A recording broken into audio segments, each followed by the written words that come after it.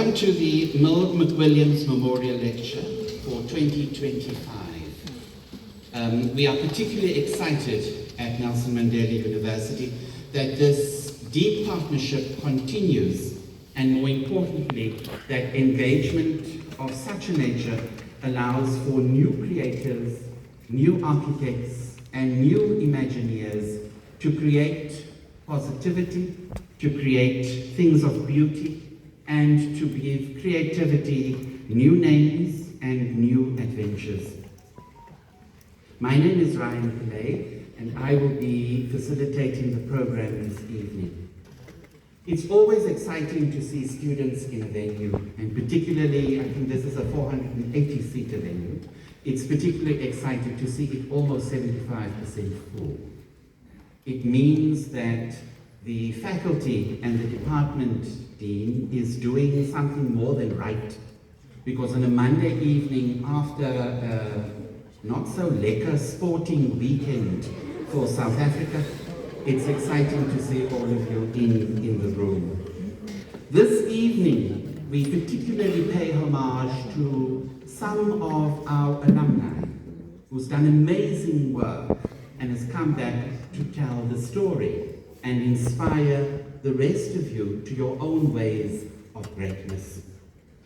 My role is just to keep things moving, and that's exactly what I'm going to do now. So the Faculty of Engineering, the Built Environment and Technology at the university is particularly leading a faculty focusing on top quality education, research and innovation in the fields of engineering, built environment, disciplines and technology.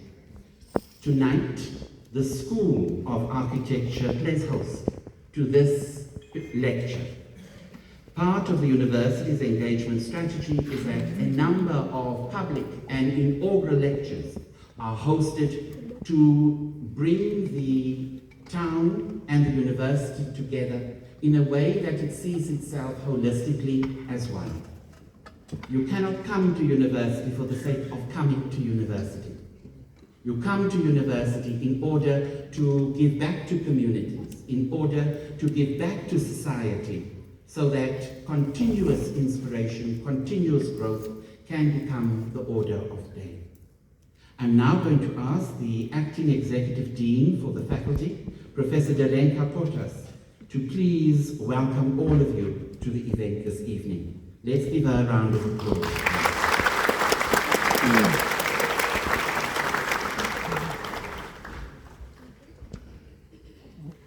Thank you, Program Director. I'm with you on the sporting weekend, and it's a bit difficult to put a blanket over those feelings. As we gather for this important occasion, I would like to begin by acknowledging those whose presence enriches this event. Deputy Vice-Chancellors, members of our Institutional Management Committee, fellow Deans, Deputy Deans, Directors of School, Heads of Department, Trustees of the Milde McWilliams Trust, David Robertson, James Parker, and Robert Montgomery. President of the Eastern Cape Institute of Architects, Dal Venable, members of the architectural profession, colleagues of our academy, students and parents, ladies and gentlemen, good evening, and welcome to the 2025 Milde McWilliams Memorial Lecture.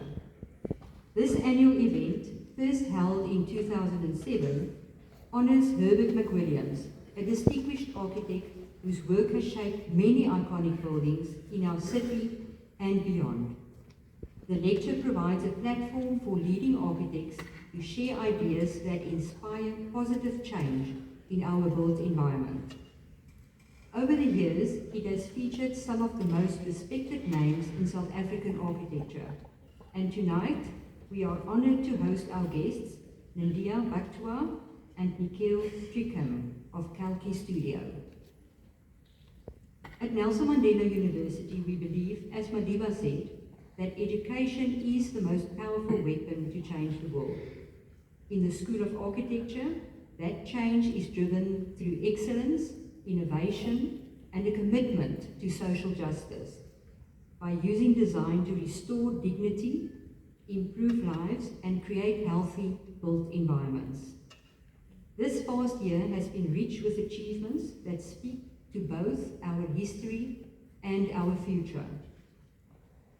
We began by celebrating a remarkable milestone, 25 years of interior design at Nelson Mandela University. A warm congratulations go to Lene Smith and her team, who over the past quarter of a century have inspired generations of graduates, shaping a legacy of creativity and innovation. Alongside this celebration of continuity, we also embrace new beginnings. Under the leadership of Professor Magda Mnguni, the Indigenous Knowledge Systems Unit was established, a significant initiative in the South African landscape. This unit advances transformation by integrating Khoisan heritage into architectural education, ensuring that our work reflects the deep roots of our shared history. Our community engagement has also flourished. Studio Make, coordinated by John Andrews, designed and built a portable early childhood development centre for the community of Soweto-on-Sea, bringing hope and beauty to underserved families in Zweden. Similarly, interior design students, guided by Carista Boatwright, transformed children's spaces at the Protea home in Forest Hill, creating nurturing environments where care and imagination can thrive. Our academic contributions have been equally inspiring. Professor Mnguzi's book, Origins, was published this year, an invaluable work that documents Khoisan heritage and reinforces a sense of belonging for the first people of Southern Africa. And once again, our School of Architecture has shone on the national stage. From the award-winning Blooming Branches timber design by Noah Solomon and Rudolf Botha in the 2024 National Timber Design Competition, to the special commendation received by Tapelu Daus in the prestigious Corabrik National Student of the Year Award, with his moving architectural tribute to Southend. Our students have flown the School of Architecture flag high. These are but a few examples, and these projects and achievements are a testament of ongoing commitment to touch lives, preserve heritage, and reimagine the future through architecture. On that note, I must express my sincere gratitude to Director of School, Mr. Andrew Palfreman, and the heads of departments, Dr. J.B. Basson and Tisang Tonga, for their exceptional leadership in fostering an environment where students and staff can flourish. Ladies and gentlemen, thank you for joining us this evening. May you be inspired by the ideas and work of our speakers who continue to change the world through their architectural design work. Thank you.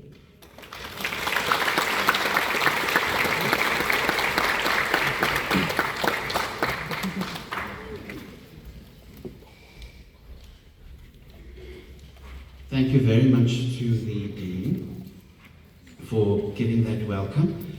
I was going to say the faculty has been busy. Yes, I'm sure the faculty has been busy, but the department has particularly been busy. And I must admit, I know of each of those awards as it's very well publicized, and one is able to read a bit more about the work. A lot of legacy projects, I'm happy to see, continues on, so you are certainly learning from the past and using new design and imagination to make things go forward. The creative arts within the arts at one stage, this particular school a few years ago was in another faculty. And when the university was reimagined a few years ago, the department then left the Faculty of Humanities and moved to the current faculty, which is a very good fit. So some of your members from the Performing Arts department within the Humanities faculty wanted to ensure that when you create, you think of other elements of the arts as well as part of your inclusive imagination. So with that this evening, I'm now going to ask the Sonic Trio to take their positions and to render a few items And while they move into position, you are going to give them a welcoming round of applause.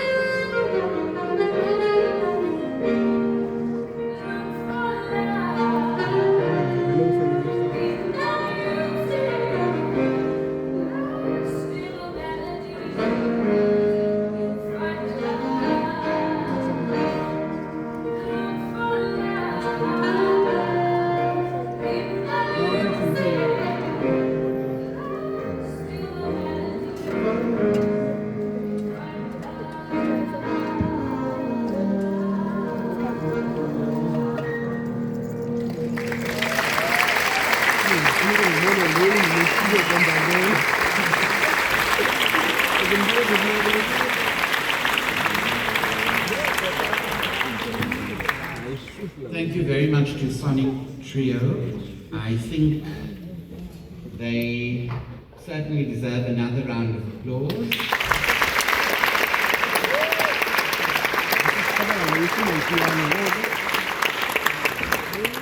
And hopefully those sounds and melodies provide inspiration of thought for you to go away and create and draw into the wee hours of the morning, and hopefully be dreaming about the good sounds you heard when you are often found falling asleep in your long hours of work on top of the library.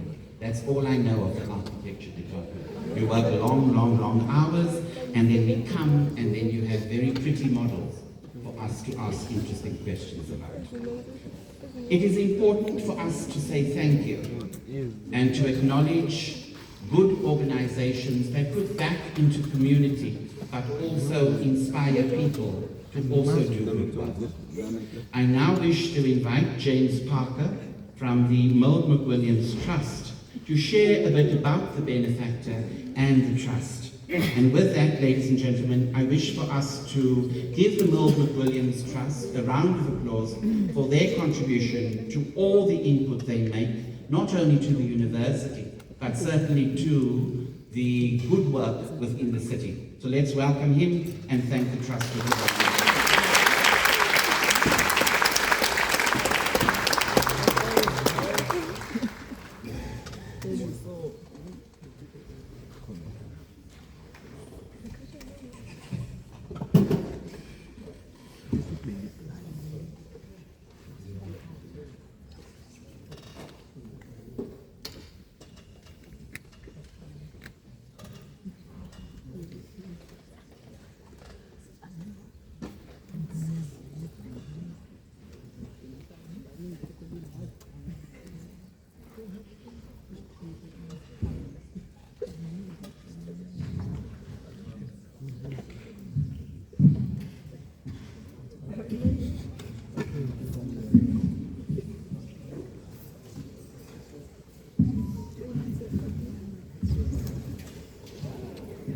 That's not me, I promise you.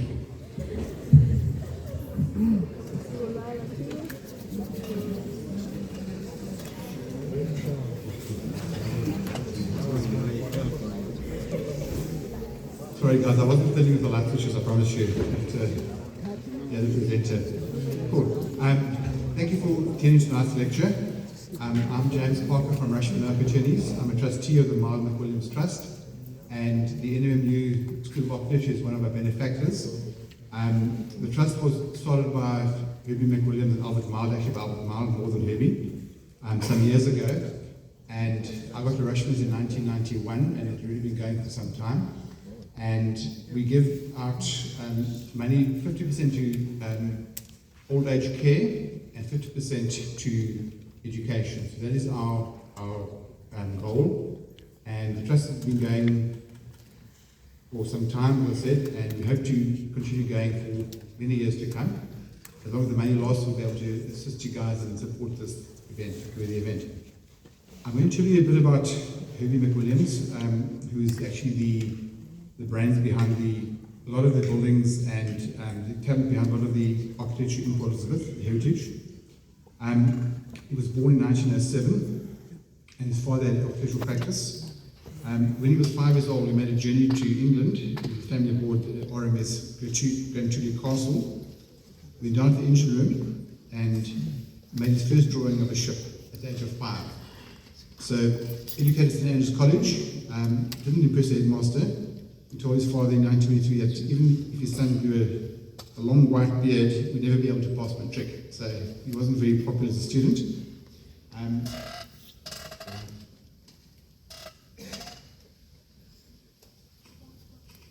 Slide here.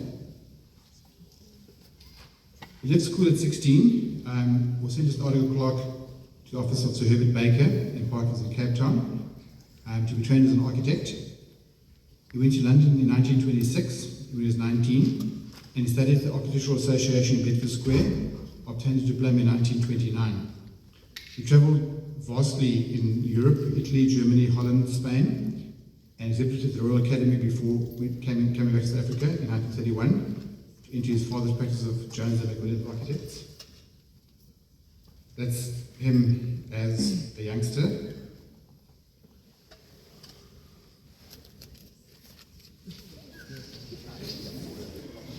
Still as a youngster. This is a picture of Albert Milde and Jerry McWilliams. They were lifelong partners. They lived in the Poop at Amsterdam Hook. In 1932, he joined an archaeological expedition to Saqqara in Egypt, which was organized by the Oriental Institute of Chicago University. And he worked for 6 months with the university in Egypt, making sketches and measured drawings. In 1932, he visited Russia to take part in architectural reconstruction. Commenting on the trip in a letter to the SA Institute record, he took a sketching tour in Holland, France, Italy in 1934. He joined the Cold Welcome expedition to Palestine, working on the reconstruction of the biblical city of Lachish near Hebron. Went back to England, journeying via Anatolia in the Balkans, an account of which forms the basis of his publication, The Diabolical. In 1935, he returned to P to begin his practice. Several of the buildings with which he was first involved in P, working with James McWilliams, were of distinctly North African or Middle Eastern nature. The Catholic Church in Port Elizabeth. Many of his subsequent buildings are characterful and define categorization. That's the church in Central, St. Patrick's Church. You can see the North African influence. I'm not an architect, but I can see that as well. During the Second World War, he joined the Navy from 1940 to 1941. In 1941, he served with the coastal forces in the North Sea, transferred to the SANF, with which he took part in the invasion of North Africa, Sicily, South France, etc. His ship, HMS Hecla, was torpedoed 5 times in one night and was rescued by HMS Venomous from the North African coast on Armistice Day 1942. His vivid description of that night, written within days of his rescue, and the extraordinary ink-washed drawings of Hecla sinking, are now in the Imperial War Museum in London, will keep the memory of his loss alive for generations to come. So those are the ink drawings he did while the ship was sinking. Quite incredible detail. Ships.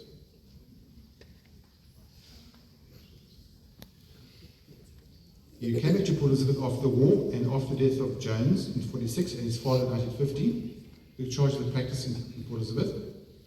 Apart from his architecture, in which area, at least late in his career, he allowed his staff a good deal of initiative, his skill in drawing led him to be a sought-after illustrator of books and articles, among these being 18th century architecture in South Africa by G.E. Pearce, in which some of these sketches appear.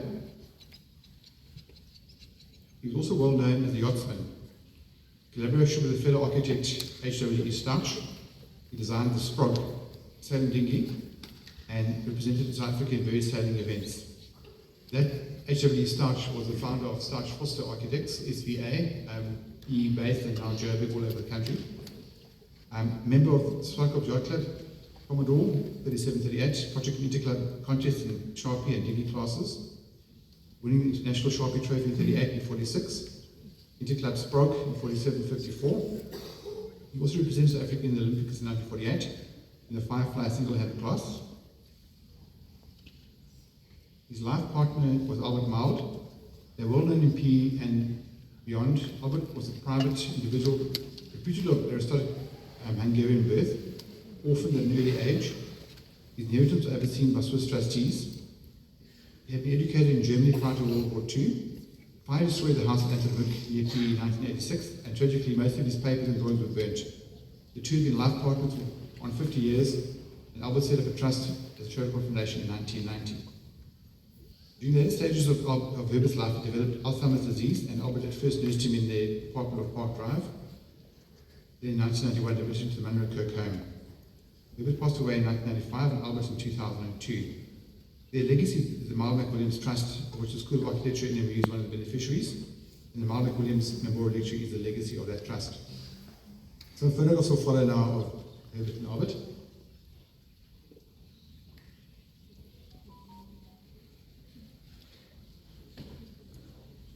some of the buildings which she did. One of them, Reserve Bank building, also the North African architecture is quite clear in this one. And quite coincidentally, Rashman occupied this very building for about 15 years soon after I joined him. St. Peter's Greek Orthodox Church. You'll recognize Villas Marina. You drive past on the way to lectures. The P. St. George's Club, Quebeca. Recognize that as well.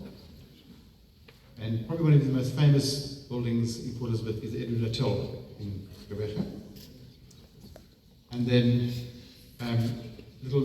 few people know that they also designed the grey schools in Mill Park, and they are amazing architecture. This is their house, the Poop in Amsterdam, which burned down.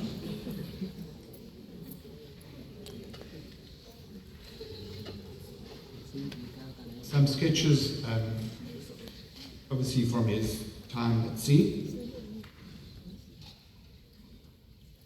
on the wall. Again.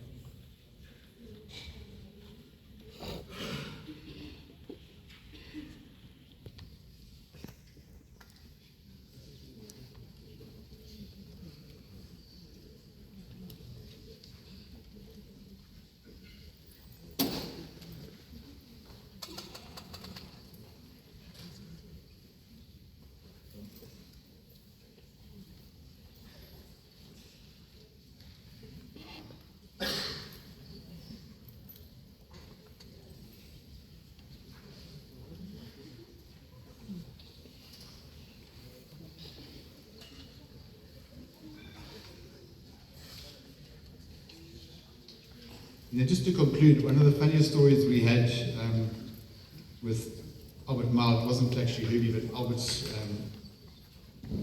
he had a Rolls Royce, and when the Queen came to visit, she was driven around PE in his Rolls Royce. And he then decided to have his Rolls Royce serviced. At that stage, foreign exchange was quite tight in the country, you couldn't get money out of the country. So the story was that his car was confiscated at customs in London.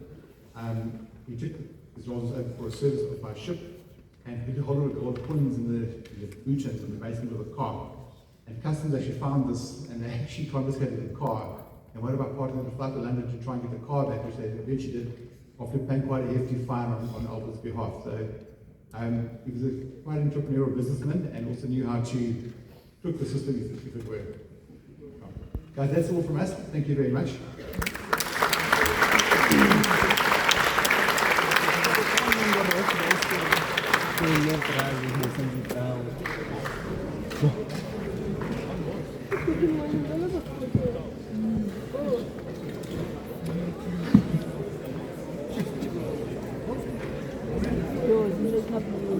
All right.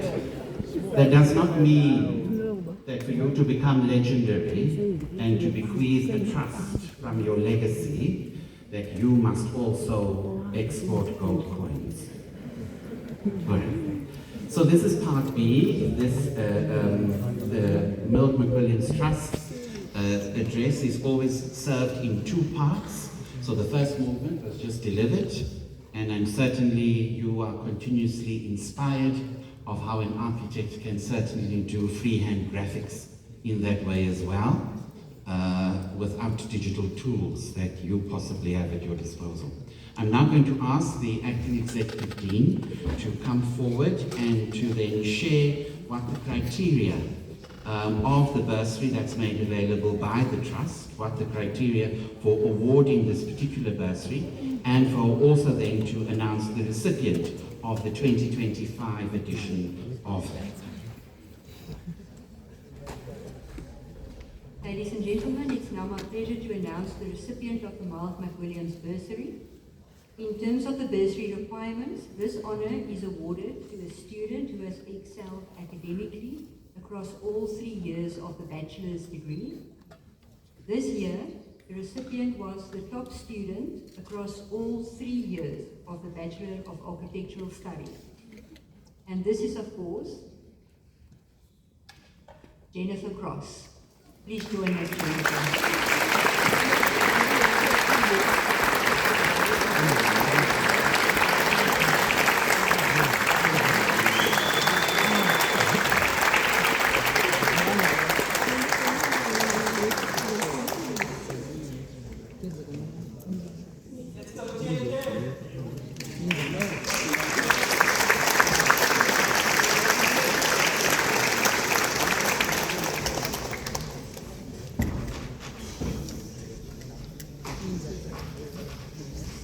All right, so congratulations to Jennifer.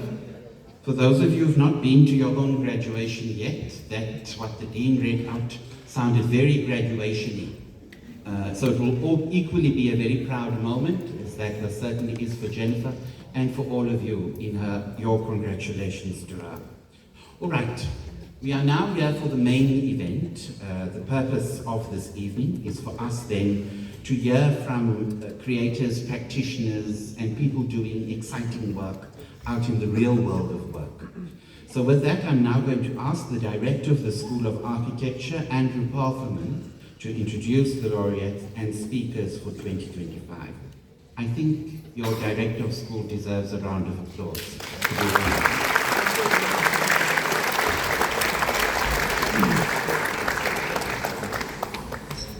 Thanks, Ryan, and thanks, Belinka, and everyone for being here. It's a great pleasure tonight for me to introduce Nindya and Nikhil, who are back. They met as students in architecture back in the early 2000s. They've formed an enduring partnership since then. Nindya originally from Mauritius, and Nikhil's a homie from Quebec. As I said, Nelson Mandela Metropolitan University in those days, both award-winning students. And Nindya was a top design student, third year, and finished with a BAS.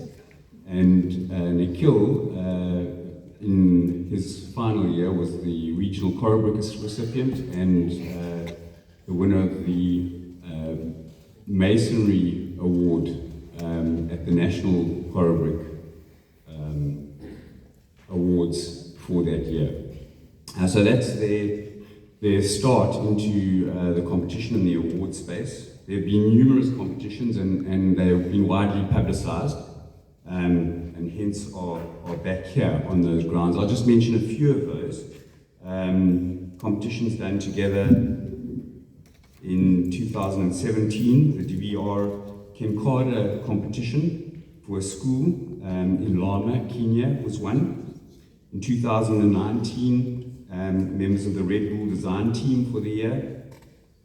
And Nindya won the best ceramic piece at the KwaZulu-Natal Ceramic Association Awards in 2019. And their partnership was cemented, excuse the pun, in the formation of Studio Corky as business partners in 2021. The studio centered on making generally. Since then, some continuation in architecture. The House and Garden Residence of the Year was won in conjunction with Julia Rutherford Architects in 2024, and they are in the Escape 100 list for this year. And we're shortlisted for the Cape Town Furniture Week Design of the Year Awards. So, yeah, fantastic to have successful students back. Little anecdote, I saw it was a long chat here. Brian Wintermeyer is in the audience. Anyway, Brian Wintermeyer's got the workplace here. It was the first place, as I understand it, that formally that Nikhil worked at. He then left to the workshop in Durban. But Brian tells the story that on his last day, and as Nikhil was leaving the office, he said, "Cheers, guys, I'll see you again when I'm famous." And I guess that chat was what that was about. But yeah, it takes courage. Design takes courage. We know that. and a good dollop of confidence goes a long way to success in the game. Congratulations to both of you for how far you've come, and we look forward to hearing your lessons to us on the journey. So, thank you, and we look forward.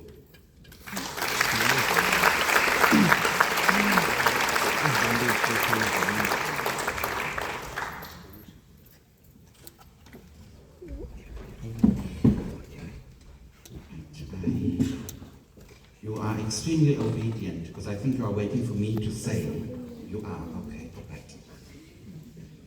Everybody, on 3, going to count 1, 2, 3, and then you give a resounding, welcoming round of applause to the 2 speakers this evening. But only when I count 3. Are you ready? Okay, 1, I saw 2, 3. Let's start.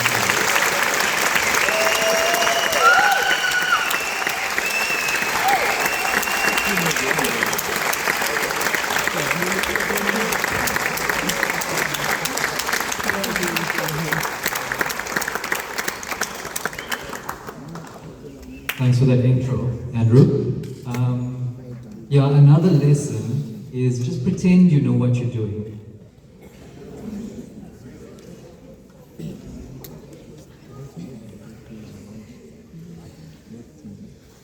Okay, welcome everybody, and yeah, thank you so much for showing up, and thank you to the Nelson Mandela University Department of Architecture for having us. Thank you to the McWilliams Trust for contributing so much to the profession, to the design industry, and to the School of Architecture. It's amazing to be here. It's amazing to be back here. It's a trip to be back here. I mean, wow. We've sat in that audience a number of times, and to be on the other side of it now feels, I won't lie, a little bit of imposter syndrome, but you know, all we can do is be honest and share our experience since we founded Studio Konki. So yeah, this is my partner in life and Nindya, and I'm Nikhil, and we're really stoked to be here, so I'm gonna get into it. Modern Lush. So it started as an idea, as a discussion between Nindya and myself around how we actually envision the act of making and how we practice the act of making, because we've always worked from an instinctive point of view, drawing on our education and our lived experiences in order to make, in order to design. But as you go along, you have to there comes a time when you actually have to distill those principles that inform what you do into something tangible. And Modern Lush is the name of our movement, like Bauhaus, if it ever gets there. But I'm going to get into a little bit of what it is and how we approach design, and then just shoot through some of what we do. We call ourselves a multidisciplinary design house because design, I know in sort of contemporary industrialized society, it's great and it makes sense to subdivide things into further and further, smaller and smaller categories. Architecture, and then it becomes industrial architecture and residential architecture. But no, design is design, and design is life. How do we live? We shape the patterns that we practice. And Modern Lush, I think, is exactly that. It's a contrast and a bringing together of the industrialized, I don't even say aesthetic, but like the nakedness of making with the honesty and the process and the basically mistakes that come with making by hand. So when you bring together a living surface, something inspired by life, and you bring together something that is purely driven by function, you create a hyper-awareness of both. You create a longevity that you wouldn't normally have from a purely industrial or a purely crafted piece of design. So I'm going to do what I don't normally like doing. I'm just going to read off here because I think we got it right in this little blurb. But Modern Lush is it's expressed as fabrication and use as a seamless relationship between a functional imperative, which is the visible structure, and a living surface, so unique, handcrafted, and rooted in place and tactile experience. And I'm going to get tactile experience is a very important part of this sort of description, and I'm going to get into that just now. And in manifestation, it's defined as complexity mirroring the human condition, because none of us are simple, none of us are caricatures. We're all filled with complex emotions and contradictory emotions. And it's through the distillation of the design components into functions, so expressed as an honest materiality. Steel is steel, stone is stone, you know? But it's stone taken to the nth degree. What can stone do? As with every other material that we try and use. And then process, the reverential act of making by hand. When you craft something, when you cook, when you paint, when you draw, when you play music, when you sing, there's a reverence to the act and the process. It's never just a mechanical act, you know? There's life in it. And when you bring that together with something that is purely functional, you really do create magic. You really do create longevity. But before we get into that, I want to show you quickly something that was basically the first project that Nindya and I did together, which is the Kinkada Design Build Research School in Lamu. So Lamu is a coastal town in Kenya, really beautiful, and this project was run by the Design Build Research Institute out of Canada. We're not sure about the implementation of it yet, because it's one of those things where they've got to find the money and you know how those things go. But what we tried to do this was quite strongly informed by the thesis project that I did at Nelson Mandela University that I'm going to go through quite quickly just now, as well as local coastal East African architecture, which is strongly in itself influenced by Middle Eastern architecture, which was, it was a colonial empire of Oman that ran down the east coast of the whole of Africa all the way to Zanzibar at one stage. And they influenced a lot of the buildings in that part of the world. If you go to Zanzibar, you'll see. So, quite simply, this was conceived of as a three-dimensional landscape within an enclosed fortress of learning. We turned its back to the hard exterior, drew on local architecture of closely packed, closely positioned buildings to one another to create mutual shade, but also created like a three-dimensional planted landscape where you don't have institutional buildings. You've got a landscape made out of stone and bricks for people or children to explore and mission around, and the classrooms then become like these flexible spaces that open up and can all be used as one space that people can move through, or can be closed up to be functional classrooms in the contemporary sense. This took the first place in Africa for the competition, which we were very shocked about. I woke Nindya up at like 4 o'clock in the morning to say, babe, we won. And she's like, what the hell are you talking about? Because, you know, they sent the email from Canada, we got it at some random time. And then I was like, no, babe, we won Kinkada. And she's like, what? So yeah, here we are. But I'm going to get into, thank you. We'd like to see it built. So let's will that into existence. Then to get into the actual start of our talk, our background at Nelson Mandela University. I have to start by commending the university for the type of education that we receive. It was an education rooted in making. As you would know by now, we revere the act of making, not for the final product, but for the act in itself. It's a conversation between you and the material, you and the matter. And that was imbued in us from a very early stage by not just the lecturers, but our fellow students, our colleagues.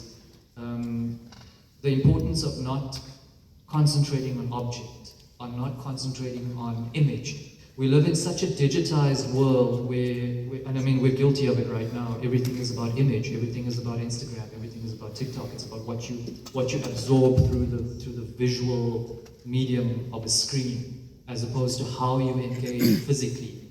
When you share physical space with something, with somebody, there's nothing like that. There's nothing like the tactile sense of a material, you know, how it smells, how a building smells when you walk in, how it sounds when you knock on a piece of stone versus when you knock on a piece of steel. All of that is design, and all of that was strongly sort of emphasized to us at Nelson Mandela University. The importance of building models to see how things, forms, elements come together, how light interacts with them as you turn it, is such an important thing that it's the reason we both actually chose to do hand drawings. This was a crematorium project from 4th year, which was strongly influenced by Onion Row, those of you who know it. But the act of drawing allows you to investigate the light and redrawing and redrawing and redrawing, and how the forms and details and structural elements interact with one another to create space. And then building a model allows you to physically see it and resolve things that you wouldn't normally have resolved. And it's so beautiful to walk into the studio and still see models, still see full scale, like these beautifully made models that are structurally resolved. I guarantee you, we've spoken and we've visited a number of tertiary educational institutions, and the amount of people whose presentations just look like Pinterest boards is actually disheartening. To sort of walk into our faculty is incredible. So well done to the students. You guys should give yourselves a round of applause.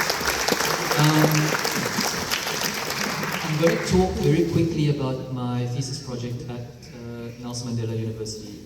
This was the design of a mother and child center in KwaZulu.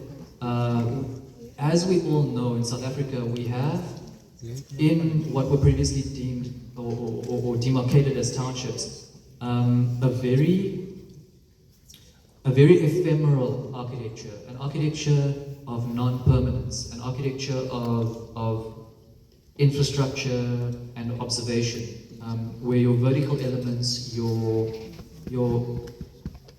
elements of hierarchy in the landscape were elements of observation. There were cameras and lookout posts and lights, and the materials that were used then to build with were cement block and steel and found objects.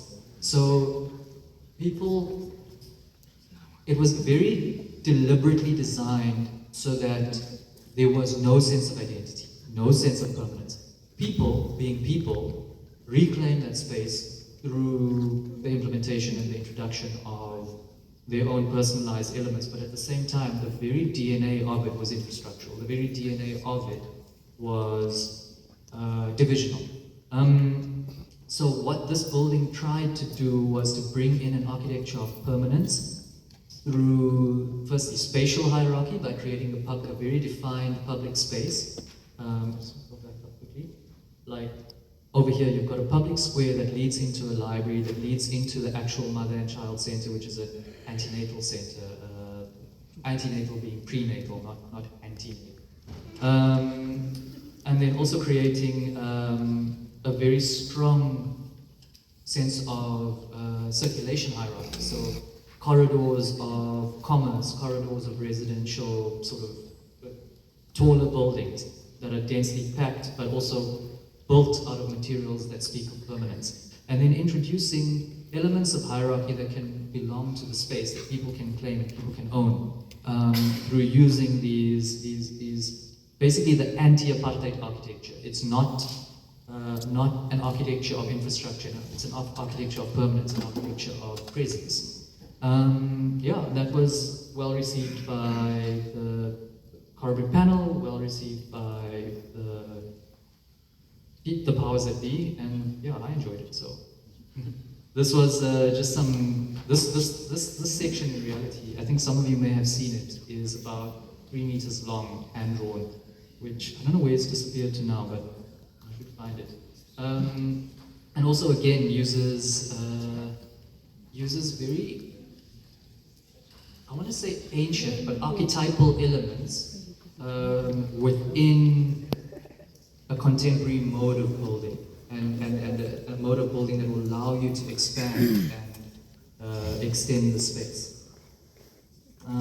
Through also this thesis investigated the relationship that we have with our past through the use of archetypes. What creates common memories between all of us, regardless of culture, regardless of background, regardless of language? There are archetypal references in the Jungian sense that we have, and this one took on, or this project built on our relationship with the natural world. Now, anyway, to create a division between the urban realm and the natural realm is again another one of those things where we divide. It is all one habitat, but at the same time, that habitat can have or cannot have access to nature, access to natural light, access to planting, the smells the smells that a breeze brings through a window. You know, when you're sleeping on a spring morning, that's all part of design. And then there was research that I cited in the thesis that spoke about that connection increasing the capacity to heal and creating a greater qualitative experience. But I was more interested in why. It's not good enough to just say, oh, of course it feels nice to have a nice breeze, you know? Why? And that's where Jung's teachings and writings come in. But anyway, I'm not going to go into a lot of detail about this. That's a close-up of the drawing, which I really like. And that's just speaking about how the space feels. I built the model onto the section because I wanted it to be, I just felt that you didn't get that sense of depth. You didn't get that sense of spatial quality just from the drawing. The act of making again comes into it, and you know, you create something like this and it really engages me. So yeah, it just to sort of summarize it, a natural evolution of the township tectonic, creating a positive architecture out of a vernacular with a historically negative connotation. I say historically negative, it still is, because the legacy of apartheid and the division of spaces and the division of peoples still endures in South Africa, because architecture and urbanism has that power, and they were unfortunately terribly successful at dividing us. And our role now is to undo that. You know, it's easier to destroy than it is to build, and we have to build a future. You guys have a bit of responsibility. I want to get to the visual art, because both Nindya and myself are practicing visual artists.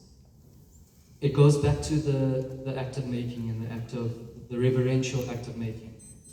To see, yeah, that's better.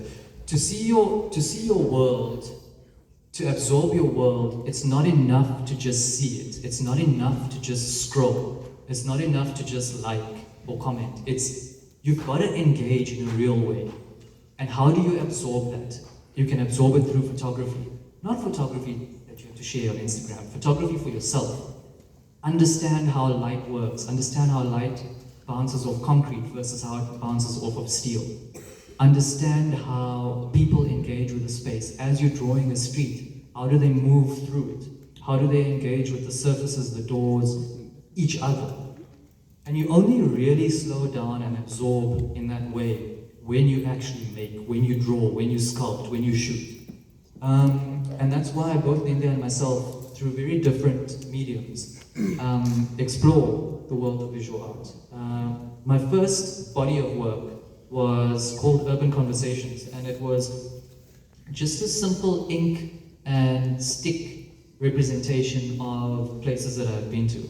The presentation of McWilliams' drawings was unbelievable. I mean, those drawings are mind-blowing. And it speaks again to the importance, just as an aside, both Nindya and I were saying, how interesting were these guys' lives? Like, what the hell? We're so boring. These folks were like fighting in wars and then drawing sinking ships. But anyway, yeah, we've got things to live up to. So yeah, the act of drawing, the act of like absorbing and almost interpreting space and form through your lived experiences onto a page, onto a canvas, into a piece of music is so important in the act of design and in the act of making, because it ensures that you really, truly see. This came from a body of work that was commissioned by the National Gallery for one of their, it was one of their programs where they basically invited artists to submit a proposal and they would then choose to fund it or not. My idea was to document post-group areas act spaces, which there's a lot spoken about, and rightfully so, pre-group areas act spaces. District 6, Sophia Town, South End, Hierbas. But what happened post-group areas act spaces? What happened when people were actually forced by the powers to be to move into a new space? What did they bring with them to create community? How did they create lives? Because I grew up in Malabar, which is an Indian township, post-group areas act. I had a great life. But that was made by my family. So I'm interested in what those elements were that basically made our families make homes. You know, in these dire circumstances, these terrible, criminal circumstances. And this was a body of work that investigated that. I don't want to go into too much of the details. I mean, we can talk about it, but this is an image of my grandfather outside of the street that he used to live in, or live on, before he was forced to move to Malabar, where he had a thriving business over here, which obviously didn't work anymore when he was forcibly evicted. This is, on the left is my great-grandfather back in India, and on the right is just a cool picture that I took in Zanzibar. The left is my yard with of my grandfather's house in Malabar, where they hang washing, and on the right is the Juma Masjid on Grey Street in Durban, which was pivotal to the Muslim and non-Muslim community of the Durban CBD, which is still a very thriving, very vibey place to be. It then evolved to these gestural mark-making types of abstract botanicals. They deliberately blur the lines between infrastructural elements and botanical elements, because too often we divide what is natural and what is man-made into urban and natural, and we introduce, oh, let's put a plant here, let's put planting here, let's do this. No, everything is the same. It is all the habitat that it's all the space that we inhabit. So the gestural works try to, through fields of color and through just movements of the brush, blur the lines between what is a power line and what is a vine. So that's kind of where these pieces come from. On the left is one of 9 paintings I did for a hotel group as part of a commission earlier this year. And on the right is 2 of my paintings on show at Ships and Gardens for Latitudes Art Fair. These are just some examples of the work. And then some murals. This is my friend's club in Durban, where they've attached an art gallery to it, and this was the second iteration of Modern Lush, which we expressed as an exhibition. And then I'm going to hand over to Nindya to talk more about her beautiful work. Hello, everybody.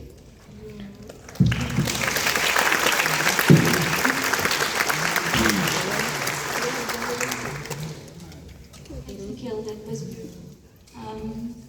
So I am going to. I don't actually know where to start. I'm going to start by saying why art making is so important to us. When we were practicing as architects, and you're sitting for 8 hours, sometimes more, in front of a computer, and you're moving doors and counting toilet accessories. And you start from the bottom. And I was very lucky I worked at a very nice firm. I got to manage project even though I didn't have masters. But it was really I had a very good working experience. But there was something that, if you look at Nikhil's drawing from university, there's a creative magic that sits in him, and it sits in everybody. If you are studying architecture, you are here because you have a creative center that needs to be expressed. It's a very tough thing because it's a vulnerable piece of you, and you put that out there. It's very hard. Like, your first quit feels absolutely terrible, but that muscle needs to be exercised. You can't let it die. So if you ever go and practice architecture in a firm, please don't forget to draw. Don't forget to make, because otherwise you just, that creative soul is just doesn't grow, So I started by telling Nikhil, get up, we need to draw. Let's draw, and we entered some competitions. And it just grew from there. I've always been attracted to the medium clay, and I found a teacher, and I took some classes, and I just started growing it. But because of the education we received here at NMU, there was never the idea of fitting in one stereotype. You could be whatever, material could be anything. So I didn't take clay and I practiced, I made some tableware, but I took clay and say, how do I express a piece of myself, that creative, or the memory of me, or my experiences of life? How do I use that medium to put it out there for people to experience? And when I say people, I especially mean children, because I feel like when children respond to your artwork, you've done something right, because they're experienced in a very innovative way. So the work that you're seeing here is called Refragmented. It's a fragmentation, I call it the fragmentation of my memory of the Indian Ocean. I grew up in Mauritius, and I am an open water swimmer. And I spent a lot of time in the reef, and I saw it dying slowly with global warming. I mean, everybody talks about global warming, but when you are in a small island, you experience it firsthand. It literally just slips out of your finger. Next thing, there's no reef there. And it's actually very heartbreaking, but I've put it out there for people to experience in a very magical way. A lot of these installations are actually been shown in galleries like Everard Reed, and they're actually generally about 2 meters by 3 meters high. And sometimes you can walk through it, sometimes you can't. I particularly enjoy to see how people interact with my work, especially the sculptural work, because that's like information for me. I just like note it down and make a mental map of like that kind of experience. The picture on the left is actually a house in Camps Bay, and the client wanted a 12-meter drop of that installation. It's very difficult to capture because it's an atrium, but it's incredibly beautiful because it flanks the Indian Ocean on one side and the mountain on one side, and the light just comes through it. And on an average, that kind of installation is about 10,000 beads. Each bead is actually handmade out of different types of clay that I work with. This was another installation for the Beach Hotel that was in Johannesburg. And the client wanted a screen, but they wanted like something that moves, something that has depth, something that kind of evolves as the light changes throughout the day. And we made these pieces of clay shards, and we called it the drift. It feels like things that drift over the ocean and you just pick it up. The client absolutely loved that work. And this is actually a playful part of my practice. I absolutely love mountains. I don't know why. I like rocks. When I was little, I used to pick rocks and put them in my pocket. My mom was so embarrassed. But I absolutely love rocks, and I love the texture on it. And every time I visit places, and I'm always like taking a picture and observing things. But it's more, this form, this manifestation that you see is more of like the nature of memory, like spatial memory. What are the things that, if you leave this room and tonight you think of this room, what is the thing that stuck to you? And I think I try and distill that into elements that are like very simple, like a circle or little carvings.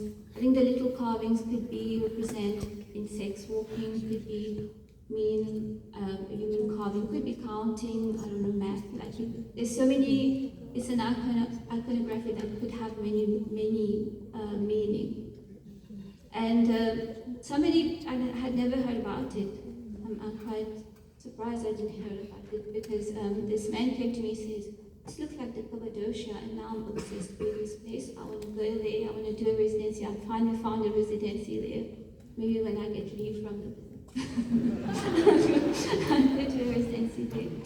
And this form of I call these actually earth forms, and this earth form was highly influenced by my time in residency in Cape Town, the jaggedness of it and the kind of erosion that happened there. And every time, especially when you look at something like this, there's like a loss of scale. So I always imagine things in a very playful way. What if we make things bigger, and what if we make things smaller? So my smallest earth form is like maybe 2 centimeters, and my biggest one is like on my hips. And recently, last year, I was on a residency and in Bucktowar in the Free State, and it's actually quite an incredible place because it's owned by an architect, but he used the earth, the rocks, and the things of the landscape to build the lodges and the artist studio. So he used different techniques like rammed earth, sandbags, putting, I don't know how to say, like scarborough wall. How would you call the rocks that they put in the mud? I'm not too sure. But he used so many different techniques to actually build this, and he experimented, and I could learn from the team on site. I went there as an artist, but I can't help it. My architecture was always helping. So, sorry about that. And I had the opportunity, I always said I want to make a huge, like mud like earth form. I want to make a big one. And I got the opportunity to work with the team, and we actually built this like massive, like, how would you call it, the height and the landscape. And it was inspired, like, I was there for 8 weeks, and I needed 4 weeks to assimilate the landscape because you get there, I live in the city, and you get there and there's like no shops, nothing. You're like in the middle of this most beautiful landscape. It's actually a meteorite, the biggest meteorite impact site in the world. Was only discovered 30 years ago.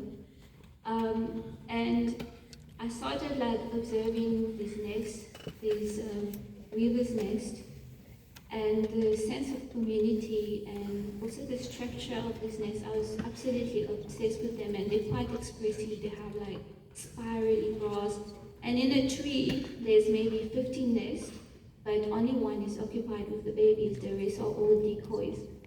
So with the team, I put forward a proposal to the owner of the landscape, and I said, "Look, I want to make this." And I had 2 weeks to actually build this sculpture. We packed earth in bags, we compacted by hand. I got so strong. Farm, no gym work is actually better than farm work. And then we created this hide with 2 entrances, just like the weaver's nest. It's like a test of intention. There's like a decoy entrance, and actually the animals of the landscape, they will find like little bookies and all of that would occupy that space. And it has since, it's about, I'd say 1.5 year old, the landscape has reclaimed it. It's not there anymore. And I think that was the intention, the impermanence of land art and art itself. And while I was there, I sat a lot and watched the sunrise and the sunset. but I also watched how the light and how the animals, the bird, and things moved, and there was time to reflect, time to just sit a whole morning and reflect on things. And the wall is painted with this type of paint that's called Swedish paint. It most probably less than 100 rand to make a 5 liter, and it just has flour, linseed oil, and the coloring comes from the earth itself. So, and it's super textured, and then there's this dapple light that keeps on hitting the wall, but it keeps moving because the sun moves and the leaves move and the birds move the leaves. And one of the medium that I work with, my drawings and paintings, is ink and bleach. So it's almost like a subtractive, additive kind of work. So I have a black, I prime the page with ink, and then I start removing and add again. And actually tracing the light that moves throughout the day, or at a specific time I wait for it. Tracing was such an incredible process of like truly connecting. It's like quite metaphorical with the medium that I was working with and how the light moved. This is another body of work that I'm very, very passionate about that keeps evolving. This one actually, I called it light form, and this one is called sea form. This is talks very strongly to my relationship with water. I spend a lot of time in the ocean, and I love that when I'm swimming, it's this meditative process of the bubbles and the reef, and the surface of the ocean, the sun rising and hitting the surface of the ocean, and those are all things that keep me like when I have this. Every morning I wake up and I go swim. Whatever happens in the day becomes easier, because that's like my sanctuary, it's my meditation. So in my work, I often document in a very abstracted manner how water moves, how water feels to me. And coming to a very important part of our life, in 2019 I quit my job, and because I was ready to get to the next stage of our journey. And I did some projects with Red Bull, and we had a bit of savings, and towards the end of the year, an opportunity came where a person that I used to work with when I was practicing as an architect contacted me saying, I want to sell my equipment, would you like to buy it? And it's a glazing facility, a tile glazing facility. And I phoned Nikhil, I'm like, this sounds crazy. He's like, we're going to get it, and it's going to be amazing. So we acquired the equipment, and we actually set up with a lot of repairs. But when I practice as an architect, I practice in industrial architecture. I worked on large-scale workshops and factories and labs.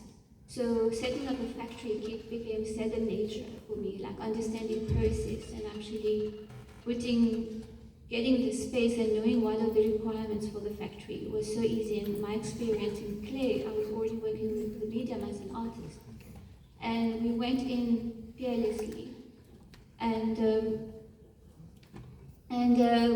COVID hit, the equipment was in storage until mid-2020 when the restriction was sort of getting lax. Then I was like, we're going to set it up now. And we set up the factory, and the first actual project, I'm going to come back to this because this is a very special thing.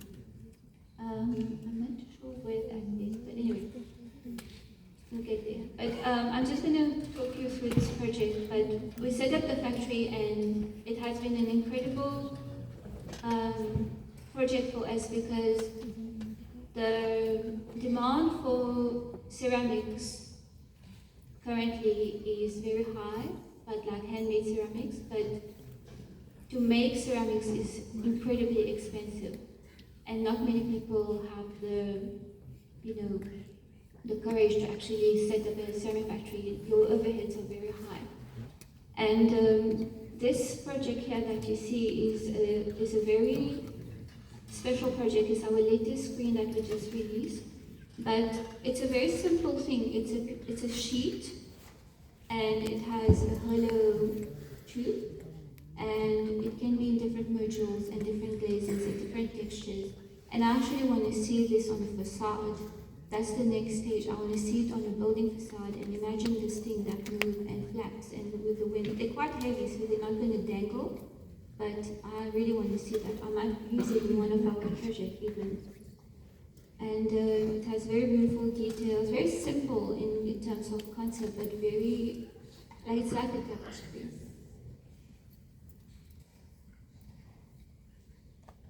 So going back to Kalki Ceramics, as we launched Kalki Ceramics, we immediately started working with leading designers in the country because of the work itself, spoke work itself. I didn't have to sell the work.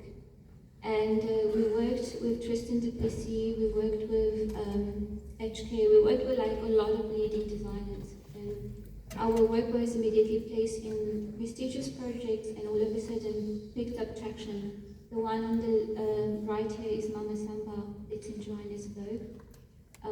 That's also Mama Samba, that's always welcome on the one side. But we don't call it tiles, we call it ceramic surface because the limit is not a tile, it's a surface, it's a living surface. So we work with different profiles, we play with the surface, and how does the light move? How do we contrast the material with raw terracotta and then a glazed surface? And we also like go back to what Nikhil was talking about. We really tap into our lived experiences, like when we walk on the beach and we pick up a piece of coral and immediately we're like, oh, you know, we use this with this glaze, and all of a sudden we start creating a palette. So naturally people resonate very strongly with the palette that we work with because it's so familiar. It's very familiar. Like so there's very soft tones and very like corals and greens and off-whites. On the right here, there's a marble type of clay. It's an experiment. We're waiting for the client. I hope it comes. It's a great project. And the concave, you can see how on this concave tiles, like the glaze is living. It's reflecting. Although it's one material, but it's the crackling. Yeah. There's like when the clay is fired and then it sort of sits and it does these little crackling noises. It's actually quite amazing. Some clients will me freak out, like, take your thing back, I'm like, bring it back. And that's us in the studio, and we want to emphasize this thing of like making, like, sure, we can make a tile, but then how do we customize it? How do we put ourselves in it? And I think this picture here is very much that. It's us carving, us adding a little bit of our life on it, which makes it very special. And this is actually in a farm that it's a sister farm that we collaborate with, and with a master ceramics artist, and his name is Lindsay Scott. And he extracts the clay from the Midlands and process it and make the profiles that we design. And we work together. Sometimes our staff go and work on his farm. Sometimes I'm there developing research and developing specific profiles with him. But it's an incredible process. And that color, when fired, becomes this red. And this is the glazing process. So there's different ways that we glaze. You spray, but this is a hand pouring technique. And when you fire that again, this is what you get. And it's this layered, and this has a copper oxide in it. It's very much of a natural origin, and that's why it's got this richness, the texture that you see, the speckles and all of that. And I think, you know, no tile importer that's bringing things from China can bring things like this. And that's what makes us so unique in our field. This was our first project. Nikhil was still working on the office, but this is his project actually. He was working for Lisa Rorik, and he was the lead architect for this Zululani estate, and this is the clubhouse. But I remember standing on top of that piece of tree there and presenting my tiny little sample. I had never made tiles. It's small. I'd never made tiles ever, and I said, yeah, I can do it. Like Nikhil said, pretend you can do it. And it was 210 square meters of tiles, 10,240 individual pieces. And in our factory, there's 8 different stations, so these tiles were handled 8 times. And I had only 2 staff, me and 2 staff. I remember doing my first delivery, I overloaded my 1-ton bucky, and I was driving like anxiety mode to deliver this. But once we put this, it legitimized the product immediately. It was real, it worked, it's really beautiful. And from there onward, Kalki Ceramics done incredible things. This is one of our latest incredible projects. It's the Aspen room for the Holland group and the Yellowwoods group. And you can see our handmade profile in there, and also our the incredible palette that we develop in-house. Every color is mixed in-house. We can match a swatch. And I think that's it's so much fun. So we do a lot of research and development in color. And the next one, I'll pass to Nikhil.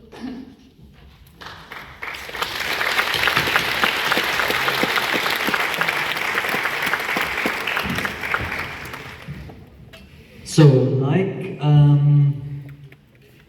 like Nindya was saying, we came across our businesses in a very strange way. Kalki Ceramics was bought from someone who was retiring, or the equipment was bought from someone who was retiring. And similarly with Studio Kalki, I was doing a lot of work with this artisanal steel workshop, and the owner of the workshop was this grumpy old man who was 900 years old, and he was over it, and he was going to move to California to work and live on a wine farm. And he didn't want his guys to be without a job. So he asked if, since we had a business, we had established Kalki Ceramics, it was 2 years old at the time, I was engaging with them to build some of our equipment, our kilns. He was like, well, don't you want to take over? And I was like, fuck yeah, of course. And we worked out a deal, we took over the operation, and I still remember Mike, the main boilermaker and factory manager now of Studio Kalki, nearly had a panic attack when he saw, when Ken, the old owner, told him I was going to take over. He was like, who's this Lighty? And he started contacting his cousin in Australia to get a job there and stuff. And anyway, long story short, we managed to convince them to stay, and we took over the steel operation.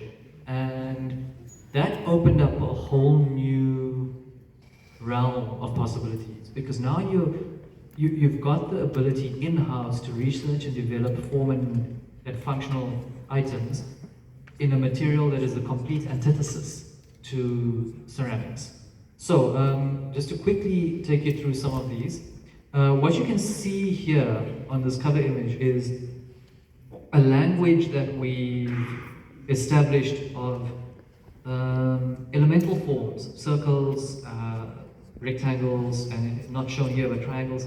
These very platonic forms which then come together to create timeless pieces. We're trying not to be formalistically gymnastic. The beauty is in the making and the material.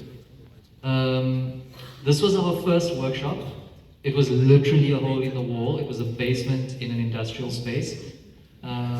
We still smaller than the stage, probably half the size of the stage. And those were the first 2 crocodile benches that we made.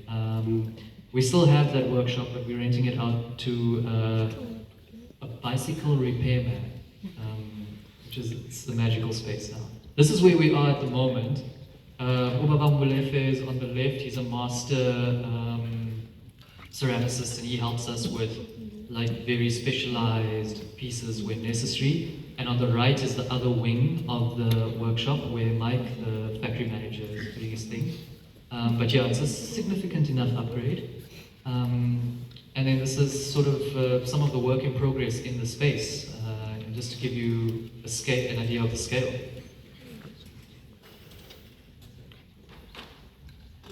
Yeah, Nindya says the people are the work in progress. This is the iconic Fane Horse. This was the winner of, so we won Nando's Hot Jam Designer for the 2022 edition. Thank you. And the Fane Horse was the winning piece. The actual Fane Horse was half the size of this. It's called the Fane Horse because the colors and the forms are inspired by local vegetation and Fane Horse. We then extrapolated the design language into different avenues. So the mural language became the formal language, and then the mode of making became a sort of standard mode of making for all of our items, where it's slender steel, expressed where possible, joined or put together with very organic ceramics. These are our latest Kulki sofas. These were launched at Cape Town Furniture Week and have been incredibly well received. There are some changes. These are the prototypes, but you can see the clear thread between this language and this language. We're just using different materials. This is designed as extra deep because you can sit on it with your dogs. We've got two different languages. So this, for all the architects over here, this I'm very unhappy with. We're going to make it a freestanding bolster because then you get to see the steel form expressed. And then you also get to put that below for your back. So things change. That's like the importance of prototyping. Similarly with this one, very elegant. We're currently building the double and the triple seater version of this for our own house. And this is pretty interesting. This is different, a departure from what we normally do. This is the Wormslang server, which we did in collaboration with Houtlander for the American Hardwood Export Council. Back when the US was still friendly with us, they were exporting a carbon negative timber to South Africa in the form of American red oak. So it was an incredibly sustainable material and beautiful because it's a hardwood with a vein through it so that you could actually impregnate it with different inks and stains and stuff. It's incredible wood. And we created the Wormslang server inspired by just the coils of a snake. So the ceramic and the steel, the ceramic and the timber work together in alternating directions to create light, or just to play with the light. It's a really special piece. It's monolithic, but when you approach it closer, it's soft and it's quite a sensitive piece. This one has also found a lot of, it's been quite loved and it's found a lot of success, which we're very happy with, because it's flippant complex to make. So yeah, that's a close-up of what the glaze actually does in conjunction with the timber, and I think it's really magical. This is Nindya's Bloom light. She can talk about it. So a lot of when I approach like lighting design, I always think about it a very playful way because light is always moving. It's not a static thing. So a lot of my lighting design is actually more on the playful side, but sometimes very serious. You'll see why now. But the bloom is a very special piece. It's just like a bloomky, a flower doodle, and the light source is concealed. The picture on the left here is actually was shown at an exhibition that was created by Tracy Lynch, and it's next to David Prenell. And the tapestry that you see on the chair is a project with the Kiskama embroidery team. And it's actually a very special piece, and I really limited Tracy there in the window. But I do like maybe two editions of 12 a year. And the bloom actually is a newer version of the tune. The tune itself is basically 2 sheets and a light source. And you have different ways to experience this light.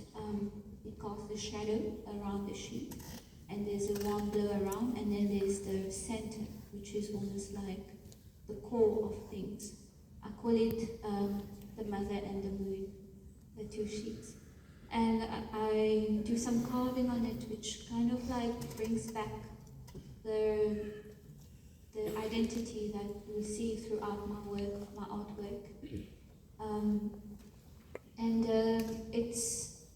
It looks simple, but this slide takes actually 50 different components to put together. Everything is done in-house, and it takes 12 different specialities to put it together. I used to outsource it until I got very impatient with people taking long, and I was like, I'm going to do it myself. So I braise, I do electrical work, I've learned a lot over the past 2 years with this project, very special. Whenever I think of a client comes to me, it's like designer scones, design a wall light. If you go on Pinterest, there's so much going on, like there's so much precedent. But then I'm always like, how do I take something very elemental? Okay, we're gonna have a wall light. It's a semicircle, but then how do I create a sense of curiosity? There's always a sense of curiosity in my work. How do I create that? And here it's a simple cut, and the light shines through it. And then there's again a little bit of carving on top. And this was a project in Johannesburg. They use it all around the courtyard. And this project is very special, but that's. So, those of you familiar with Cape Town, the Muizenberg beach huts were 100 and something years old. And they were pretty iconic on the landscape, especially when you take the train past St. James. It's like it's like a global landmark. And they were recently replaced. So the city of Cape Town, along with Always Welcome, put out basically a competition, a call for proposals, where we had to, or designers across the country, had to present what they would do with these pieces, with this old timber that was just sitting there with the original, like 3-4 layers of paint, hundreds of years old. And we decided, let's make a drinks cabinet, because a drinks cabinet in your home is like, it's always an iconic piece. Like mates come over and it's like, it takes center stage, you open it up, you make a cocktail. It's like it's one of those pieces that doesn't want to be in the background, that calls for being sort of forefront. We then basically took our same principles of exposing the structure and then creating a beautiful and evocative pattern using the original colors, original paint, within a steel frame, and then sealed with a resin so that the paint is kept as is forever. And just as an interesting thing, the interior of it, is half an oil drum. So we just cut literally a casserole drum in half, lined the cut edge with brass, and stuck it into the scaffolding. It's not even bolted on, it just sits there of its own weight, and the doors are completely removable with our hinge system. It's a very special piece. This is one of 3 only ever made, and is available on auction through Strauss. The original version of that is this one, which is just I think a good representation of our design philosophy of the structure, the naked structure, and then the evocative facade. This is a very special piece. It's a one-of-one, the Enwabu bench, made and shown at Latitudes Art Fair in 2024. This is where our happy space is. The melding of fine art, sculpture, and design. Because again, dividing what is art, what is design. It's all sort of, in a way, part of the same family. This was a technical challenge, as much as it was a design challenge, because we had to create ceramic tiles that bent and kept their shape in firing. Clay has a memory. If you do something to clay, when it's drying, it wants to go back to its original form. It wants to go back to the form that it was rolled out in or originally molded in. So we had to manage the drying of these so that when they shrunk during the drying process, they shrunk along the circumference as opposed to wanting to flatten out.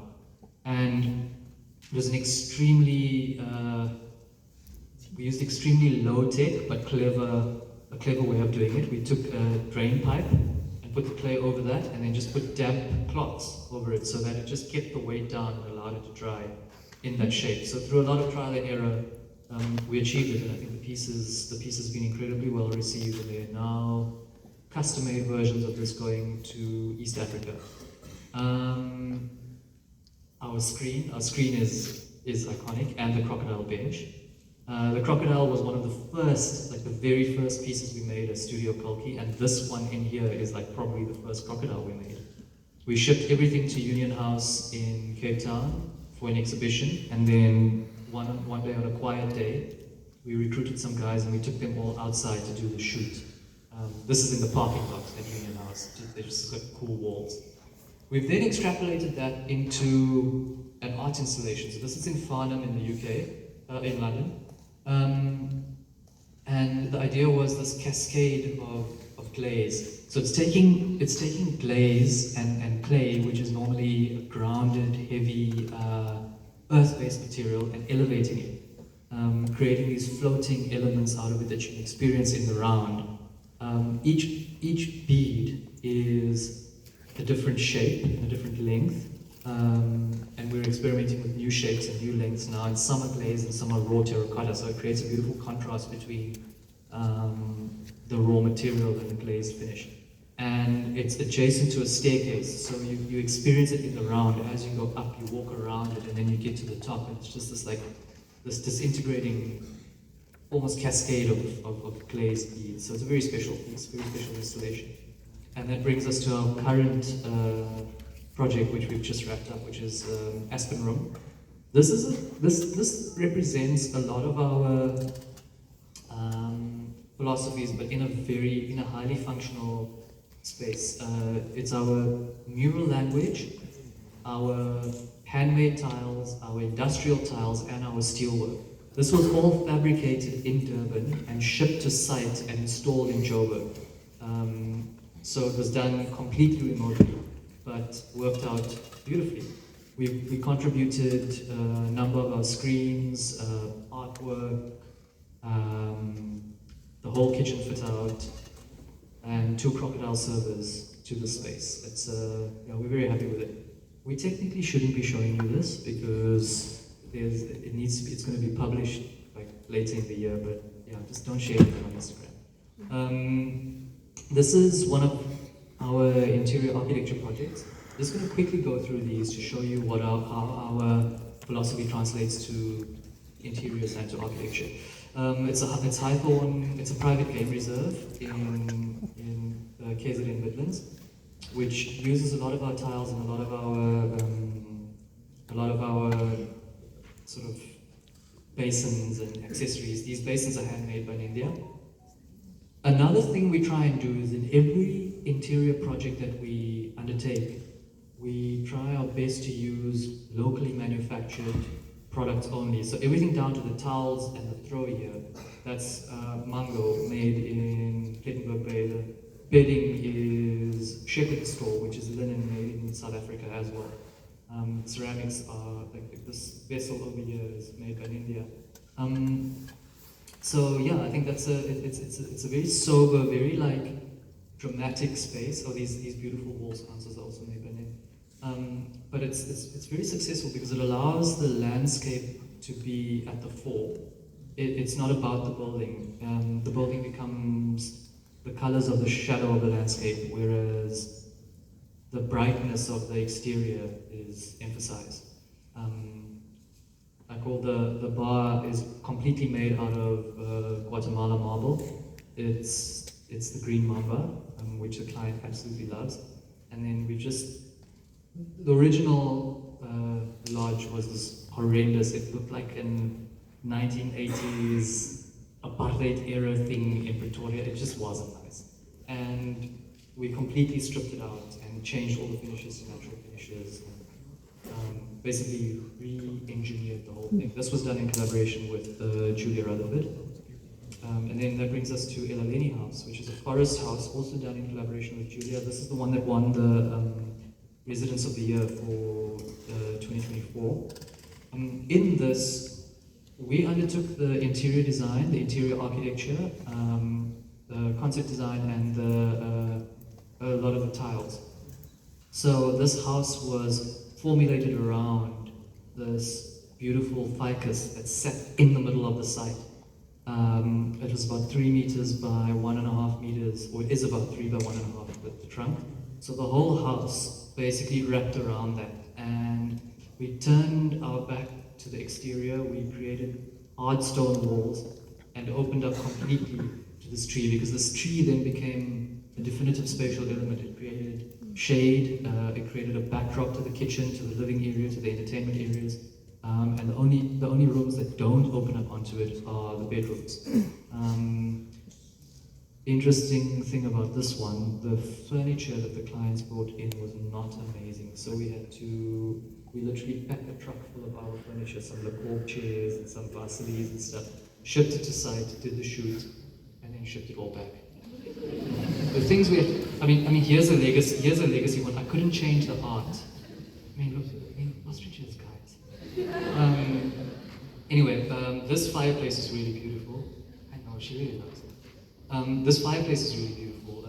This was a Kit Kat tile in our Boomslang glaze that was basically engineered to match, again, the colors of the forest directly adjacent.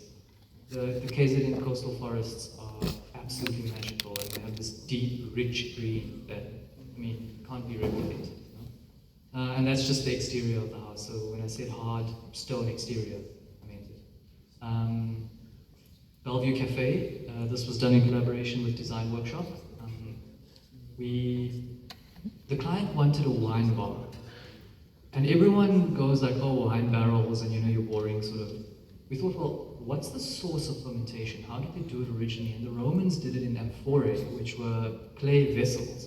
So we took the form of the amphora, which is this very beautiful, very long, elegant form with handles, and created an abstract expression of it using a wide half round and a narrow half round tile. And what you then got was this very interesting living surface, which the entire bar was covered in. And then we built these like curved steel shelves with backlighting and stuff. So it's all a bit zhuzh, but it works really well. And the sort of rough clay texture is a beautiful contrast to all the hard and glamorous elements in the space. And then finally, this is our own home. This is Kulki House, which is in Glenwood in Durban. We got this house in 2019 in a horrendous state, half completed. All renovations were half completed. It is 120 years old, and we gutted it basically, but kept all the original finishes. So yeah, we created again the colors of the garden, the colors of the shadows of the plantation. So this is actually a dark green, but it looks like a black in here. And then we placed like classical, high modern furniture pieces in there. So you've got your Eileen Grey, you've got your Vaselis, you've got the stuff you saw in the previous shoot. Yeah, it came from here. You've got these Le Corps LC1s, which in themselves are an interesting story. They came from a basement in Canada, and we redid all the leather, redid all the steel. That's our kitchen, and we conceived of the kitchen as the primary social space in the house, because who sits in a voorkamer anymore? Who lives in the living room? You live in your kitchen. Your kitchen is your social area. You cook together.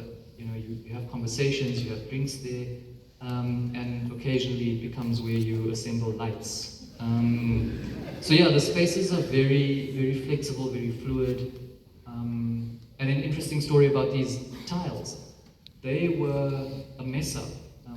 They were an entire order that was supposed to be emerald green for another client. And then we saw them, and we were just like, we're taking these. And yeah, the factory had to remake the order. They get pissed off with us sometimes. We're the bosses, whatever. Yeah, but it worked out really well. That's the bathroom, and then that's the view from the back through the garden into Nindya's studio. And then Yeah, and that's on the right, that's Kulki, the little pit bull after whom Kulki Ceramics is named, because we found our factory thanks to her. But that's a story for another day. And on the left-hand side is our gate. So we've created a very slender steel gate with ceramics sort of applied to it. We use our house for experimentation. So if it works for us, then it might work for the rest of the world. And then on the drawing board, these are some things where we're playing with patterns and playing with shapes. This is an order that's going to Cape Town soon. We're still going to manufacture it. This is another project we're busy with. It's going to be our showroom. So on the left is what we're proposing. Mahogany and burgundy with stainless steel. We haven't made up our minds yet. And on the right is what it currently looks like. Some bars that are going to Zambia, Kafue, and some details that we are developing. This is a mural that's going outside the Nando's headquarters in Lawrenceville, in Joburg. And that's it. That's us.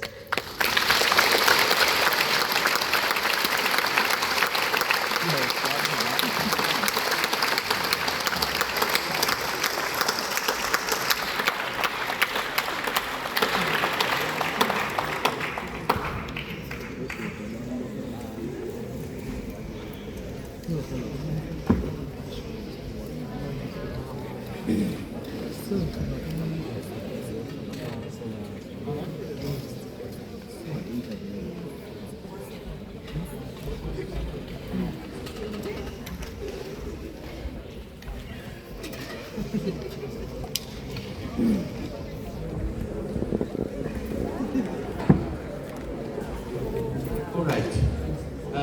I think we need to give them another round of applause.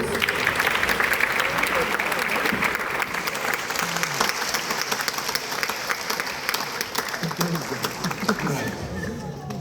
So, thank you very much for sharing both your head, your heart, your process, and how layered the work is of not only your lived experience, but that the process is also part of it. I think a lot of your intention comes out in the design and in the output of your work, and you describe the work with such passion. So in the room, the bulk of the audience are students who were once in the position you were in. I think right off the bat, while they get ready to ask some questions, now that you've arrived at this point which is evolving always, right? It's never a fixed point in one's career or in one's process or one's creativity. Now that you are at this moment, what would you say to yourself when you were in about your third year? What would you say to yourself now? And we'll check if the mics are on. Take mine. I think, I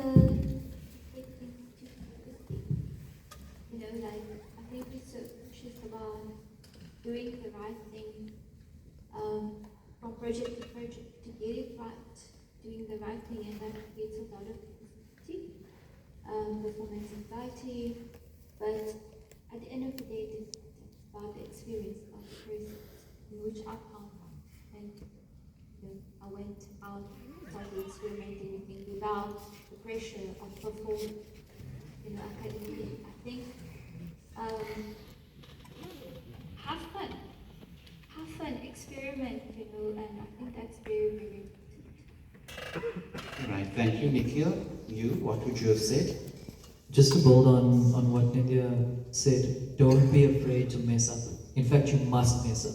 You must try everything, do things, and do them it doesn't matter. The fact is you're doing it. And I think at school you can make a mistake. Yeah. When people pay money for it, then you can't really make a mistake. I mean, you can, but you just have to pretend that it was intentional. So, yeah. But that's it. Just don't be afraid. Mess up, try new things. your expression can never, your form of expression can never be dictated to you by someone else, and that's definitely what I would do. Thank you very much. So moving from, I put FA here, I don't know if it's fine art or functional art, sculpture and design, and somewhere in between. And all of you, having seen some of the work through the presentation, what are some of the things that excited you, or some of the questions that you had, both in terms of process, in terms of output, and obviously holistically, getting a sense of space and feeling and time through their work. So if you can get ready with questions, do we have another mic?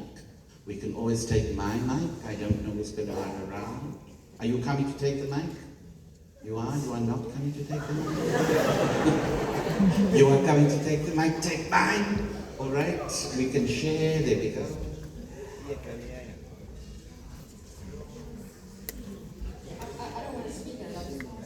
Oh, you just want to pass it. Okay, all right.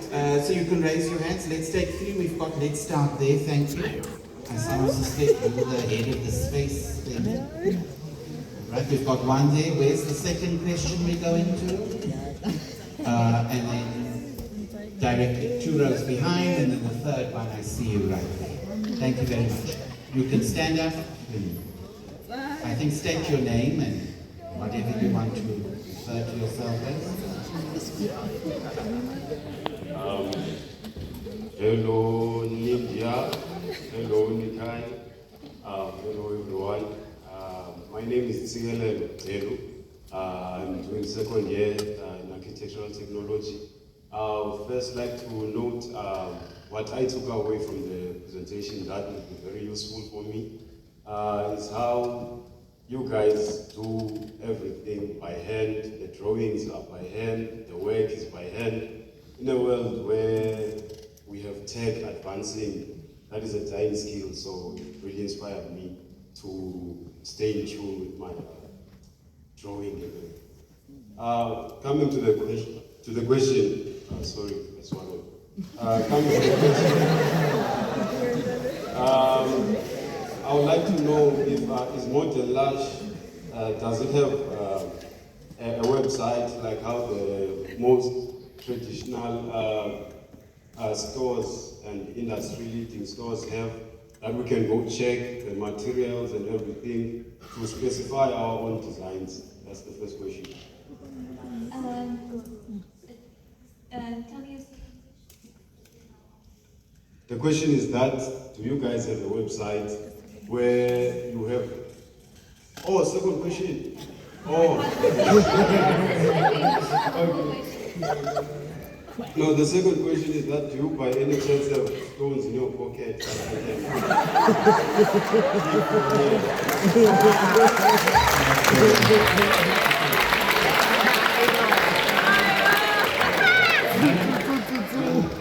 Before you respond, let's take the second question. So I did have... Yes. Now answer him. Yes, answer him. I did have this stone in my other pocket. But I've changed. It would be nice to have stone. But with regards to a website, we are currently working on launching our website. As business owner, we wear every single hat we can, from HR to procurement. I drive to the industrial area to go fetch boxes sometimes. And things naturally take very long to get implemented because we're too busy making on the factory floor. That's our priority. But we're currently working with a brand architect who's designed going to launch the website soon, so you can actually have access about our project. But the place where you will see a lot of our work is on Instagram, on social media, and we often share where our work is being sold, so then you can actually go to that place and check. And it's often like restaurants and public spaces. You can actually go and look. Otherwise, catch us at any design fair to do that kind of thing. Or come visit us in our workshop. on a practical level, if you do want to specify, we do have all the SketchUp models available, and we can export to any format. So IFC, AutoCAD, Revit, etc. So get in touch with us via email and request what you want. We'll make it available. Okay, so they are certainly willing to spread the movement. The second, go ahead, please. Hi, Nikhil. Hi, Nindya. I'm the Sokomangon. I'm actually doing my second year in architectural technology, same as him. I have two questions actually. I just wanted to find out, moving from, especially in the presentation, your thesis, coming to the end, which is your studio. I just wanted to find out what was the actual influence, bridging in all those different arts with your base form art, which is architecture, bringing in visual art, all those ceramics, because I feel like the way you guys are expressing yourself in such a niche market is so wonderful, it's so interesting, you know. And then to my second question, is a one-on-one strategy on how you take your design and make it a brand, because I believe you guys are quite a big brand so far, with all those exhibitions, all that exposure you guys have. Yeah, that's it for me. Thanks, those are good questions and difficult questions. Yeah, to talk about how, and it will be a different answer from Nindya and a different answer for myself, but to moving from our education, the thesis project, through the journey to where we are now, which is still a step on the journey. This is not a culmination by any means. I think it's got a combination of two things. One being Domkrach. So like gees, I don't know if you have just a willpower, like the will to want to be your most accomplished self, and not accomplished self in the sense of accolades and stuff. Accomplished self in the sense of living your truest form of expression. So like when you go to bed at night, you know that you've created beauty in the world, some form of beauty that you are happy with. And if you yourself are in a deep way, not even happy, just content with what you created, then it will be successful. Because then you're not creating for Instagram, you're not creating for the magazines, you're creating because you have something to say. And that something to say, again, can come in the form of music, it can come in the form of writing, poetry, visual art, painting, etc. It doesn't matter. So that's the one thing. Building a brand, I think, is a more complex, much more complex exercise. We started off instinctively, so we just did what needed to be done. We used a lot of our architectural background to formulate our brand. So call it, I can't think of the right word, but language is failing me right now. A common thread through all of our designs, through our philosophy, and through our architecture. So using our education around modernist principles, honesty in expression, informed our brand strongly, it informed our logo design, it informed the way we communicate. Everything, for lack of a better word, is architectural, if that makes sense. And then you have to also be honest with yourself and realize when you get seen. So we got to a point where we're like, okay, cool. We've built an interesting brand, we've built an honest brand, but it needs to go to the next level. So we brought on board New Noise, which is their brand architect. And they also happen to be friends of ours. They work in a very corporate space, and they also work in high design spaces. So they've got an intimate knowledge of the industry. So finding the right people and knowing when to delegate and bring them on board when you've reached your limit, I think is also key to your brand. Because a lot of a lot of architecture brands, a lot of architecture studios. It's a square with a bit of your acronym in there, whatever it is, and architect at the bottom. I mean, come on, you know, be a bit more creative. And it's all good, but we wanted that to be, and we were that for a long time. And we were like, but there has to be something more. And now it's all the way down to what our staff wear. So we're engaging one of the lead designers that was at Amanda led cheerleading to design our staff's uniforms, because, I mean, you must be dripped out when you come to work. You can't be looking like a para, you know what I'm saying? So it's all those things, and that's an extension of the brand. That's it. We're getting Barnall Coffee, who's this guy who's like obsessive about coffee, to install the coffee station in our factory, so that our guys can enjoy like Japanese cold stuff. That's an extension of the brand, you know. Guys will feel proud of what they're creating, what they're putting out. So that's the long answer to your question. Our brand is not complete yet. Our brand will only be what it is at the end of our lives. And even then, whoever takes over after that, you take over after that, it becomes what you make, you know? But even then, as long as it's an honest expression of what's being created. Sorry if it was a bit rambly, but I don't know. 100% what Nikhil said. But very important thing from this is to also not stall the progress. If you want to design and make things, design and make things. Don't wait to register a company and then I'm going to do something, because it's about the process. So make the thing, put it out there. The first time, actually, sitting here, he showed Nikhil to work with Lego, and he made his first Lego wallet, put it on social media, and another friend of ours who also studied, can you make me one? That's how it's all started at Leather Business. We went to 100% design with that, as a fashion week with that, and we understood the design scene, but it wasn't, we knew we weren't going to be better makers until the end of our days, you know.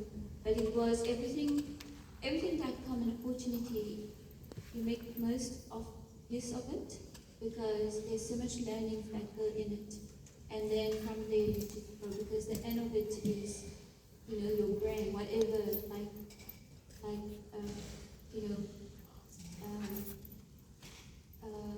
McWilliams actually was on a ship.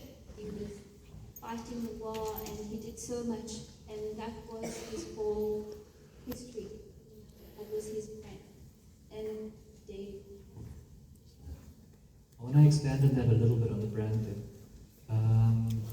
When we started, our first foray into having a company, having a design company, was in the fashion world. And it was because my friend Greg had a beautiful wallet, and I was like, dude, where did you get that? He was like, no, I made it. I'm like, oh. And he's like, no, I'll show you. And the brand was called NT Leather Studio because it was inspired by Design Workshop SA, you know. And then again, it talks to our architectural heritage. But in retrospect, that brand was not, it was great, but in terms of, if I had to crit it now, it's not a marketable entity, because a fashion brand needs to speak to something intangible. It needs to speak to something, an architectural office wants to be seen as reliable and functional and all of those things. A leather brand, a fashion brand, wants to be seen as evocative. And you either named after the founder, like Bucktowar or whatever, or you name something completely random, you know, like Puma, Bash. And that becomes something that becomes a placeholder for anybody who, it's a symbol, for anybody who wants to make something of it. And in a way, we trade a fine line as a lifestyle brand, an aspirational brand, but also as a design brand. So, you know, we gave a very difficult brief to our brand architects. So, okay. So yeah, there's no short answer. Everyone has their own path. Okay, thank you. Go right ahead. Good evening, everyone. Lovely presentation, guys. I enjoyed it. My name is Milde. I'm also an alumni from the School of Architecture. My question, speak on participating in competitions. how important that was for you guys to get your name out there, and what is it that you learned from participating in so many competitions throughout the year? And this is a controversial statement, but I think it's very important. I know a lot of people think that competitions are antithetical to the spirit of design, but I think that we have to work with the opportunities that are given to us, and very seldom is an opportunity given that allows you to create something up in the air, so to speak. You know, that's not and there are different types of competitions. Some are going to be implemented, some are for actual tenders, etc. But there are those that allow you to just flex your design muscles and to play, and that's really important. Then there's the added benefit of the publicity that comes with it. So when we won Nando's Hot Jam Design, that was an unbelievable platform, because they really truly support you as a designer. They're an entity that allows you to grow and supports you, that gives you a safe space to experiment, and it has been invaluable to our growth, because it also allowed us to pressure test our designs in real time by being in or placing them in real environments, hard-wearing environments, and then getting feedback on those designs from there. So that Hot Jam Design and Kinkada, there were a number of other competitions that were very important. It just gets eyes on you. So I think do as many as possible. Do them, engage with them. Student competitions, professional competitions. Yes, it takes extra time. Yes, you might be tired after like doing your work the entire day. But still, it really is an invaluable thing to engage. You want to say anything? So yeah, test yourself. Good evening, guys. I would just like to say that the presentation was amazing. So my question as a student, from a student's perspective, creativity isn't something that you can teach. It's something that you take inspiration from and sort of make your own thing out of that. My issue with creativity, especially from a technologist, architectural technologist perspective, we are always focused on deadlines. Deadlines for Friday, Monday, Tuesday. That will never stop. But what I wanted to ask is, you sort of said, or you mentioned that you experiment.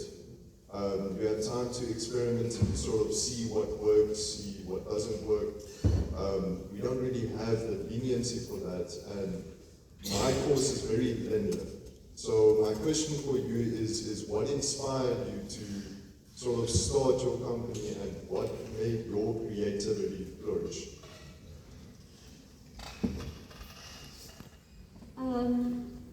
It's that creative muscle that I was referring to earlier. You have to work muscle, otherwise it doesn't grow. And the more you practice, the more you take time out of the things that that you have to do, like deadlines, pass your year, and etc. etc. But what are you doing during the holiday? Are you buying a watercolor pad and just sitting for 6 hours in a corner and observing people how they move? And these are the things that really feed your soul, your creative soul. Are you going on a drive to the Western Cape now when it's flowering so beautifully, and actually walking through it, sniffing every single flower? No, because he has a deadline. Now he has a deadline. But in the holidays, I'm just saying as a metaphor, but like find time to feed your soul. And I have to do that. Every 2 years I go on artist residency. Otherwise I forget. I'm busy in paperwork, HR, factory systems, and it really, I get burnt out. Every morning I go in the ocean because that's what feeds me. And I'm in the middle of the ocean, the sun is rising. It was dark, and now the sun turns into a tapestry of gold. it's like visuals, like you can't actually not be inspired. There's dolphins there coming and swimming under me. And it's just so incredible because I'm putting myself in those experiences. And those experiences naturally feed you because you're receptive to it. You're receptive to your environment. And when time allows it, you will have the art. It's there, you're blocking it, and then you can express it. So I know in an academic structure, I was like this also, where very rigid, like I wasn't even exercising when I was at university. I wish I did. I had such an unhealthy lifestyle. I burnt out in second year. I couldn't produce anything. It was really tough because I took it so seriously for many reasons, but I had to take it seriously. But after I finished school, I went out and I had all the freedom, and it was so liberating. So just know that you need to carve out that space. Even with Nikhil, when we are super busy, very stressed out, so burnt out, so much pressure from all the different aspects of the business. I'm like, pen down, we're going for a beach. And we walk on the beach 3 kilometers with our dogs. And we're a different person after that. And that gives you the energy to keep going. So just think of it like, it's a journey. And you need to keep working at it then your problem solving ability get better as a designer. Because you have the energy and you have the practice to problem solve. I'm not talking about just detail, but beauty. How do you resolve beauty? How do you express beauty? And it's always really big, since how you take care of your body, mind. I want to add on a practical level, because I'm very sensitive to that mindset, and I struggle with it a lot, because you almost feel like it's you're neglecting your work if you take time for yourself, and that's a culture that permeates throughout the design industry, and it's an unhealthy culture. You will be a better designer if you actually take time out for yourself. You will be a better designer if you implement patterns of discipline. Go and exercise. Go take walks on the beach. Go chill with your mates. And I know it's easy. It's an easy cop-out to say, I can't do it. I've got a deadline. I've got all this pressure. But the amount of work you will get done in 5 hours, in 8 hours, if you sit down and lock in after you actually relax, is infinitely more than what you would get done in working 48 hours straight on like half a brain cell. But we've all been there, and it's just like you feel like you need to be compelled to hammer and hammer and hammer. And then talking about inspiration, inspiration is a mindset. We're not monks who sit in a mountain and then it like lands on us and then all of a sudden we're inspired. Inspiration comes through working. Because it can be something as mundane as a door hinge, and you can be drawing something and detailing something and be like, I've got an idea to do this better. That's inspiration. And then that extrapolates and turns into something completely different. You can also be designing a building, detailing something, and be inspired to design a car. I don't know. Just put your mouse down and quickly sketch it. Because it's an idea that you can revisit in the future that might not even manifest as a car, might manifest as something else completely different. But I'm just saying, there's no limit to inspiration, and it's an active thing that comes from, but it only comes to you if you're looking, if that makes sense. But yeah, the number one lesson is take time out for yourself. Do not hammer your head against the wall in pursuit of a deadline. Discipline is not just work and studying. Discipline is actually remembering that you're a human. One last thing, we're based in Durban, and there's not really much creative platforms, like in terms of even the galleries and stuff. So I was complaining to a very good friend of mine, an incredible artist now.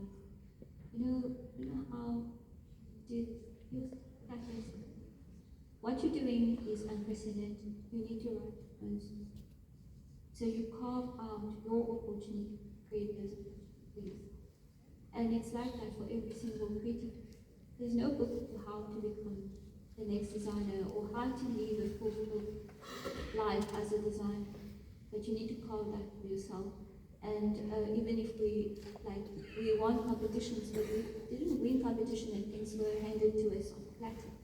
We won competition and prove ourselves. We have an operation. We can make this, and that's why we did so incredibly well on the platform, because it's us, it's the power and the fire that we brought out. So yeah, things won't just come to have to see. All right.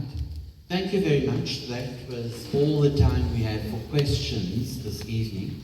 But I think it's important then, before we end, I'm going to ask the student representative head of the Space Student Society, Theo Magwera, if he could come forward.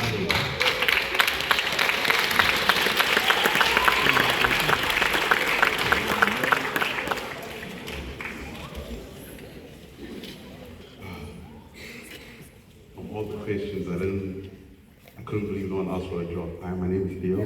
I cook, I clean, and I enjoy long walks on the beach. I'm looking for a job.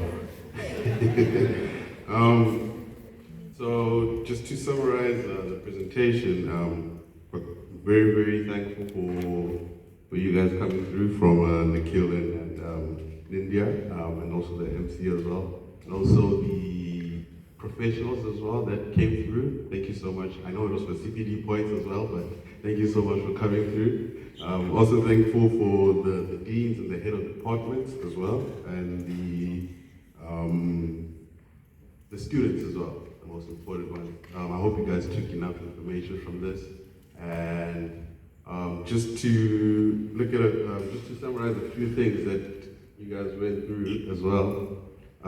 What caught my attention was the mode of making. You emphasized the mode of making a lot. And that's something that I think as students we need to take into consideration a lot. And it was something that Nikhil said. He said, just act like you know what you're doing. Most of us here act like we know what we're doing. So yeah, and just another thank you for coming, and hopefully we get to see you guys again soon, and hopefully we can support you as best as we can. Thank you. Oh, sorry, I almost forgot. So since you guys are amazing, I decided, and with the lecturers as well, I was like, guys, come on. You can't come here and not get anything, you know? So as the students, we collected some money here and there. It was like 26 rand, you know how broke students are. And then we got something special for you guys. Priya's gonna come through and just hand it to you guys as well. Oh, Priya, do you need help? Yes.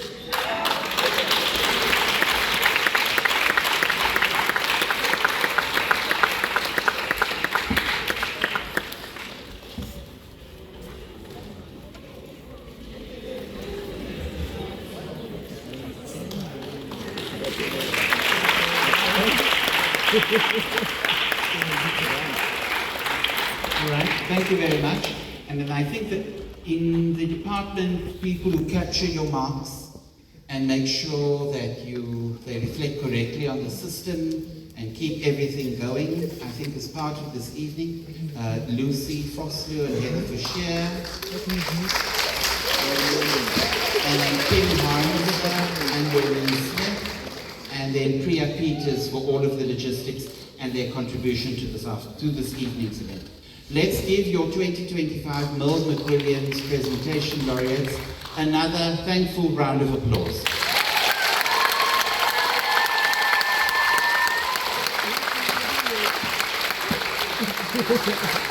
Thank you.